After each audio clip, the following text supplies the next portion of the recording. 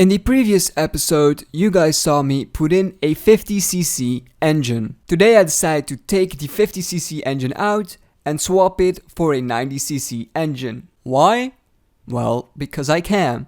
Before we get into this episode, I would like to remind you guys that you can win this bike. You can win this Skyteam PBR. For more information, check the link in the description.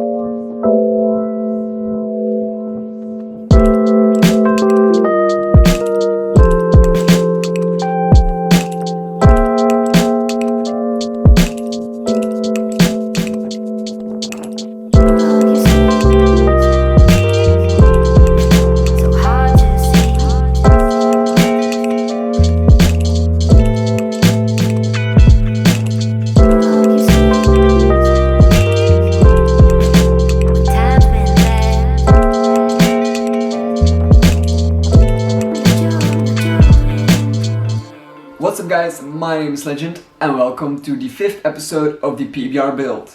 As always, we finished the build with a little budget recap because as you guys know, I'm doing this on a budget. 300 euros is the budget. Now if I remember correctly, in the previous episode we spent about 138 euros in total, which means we still have 162 left.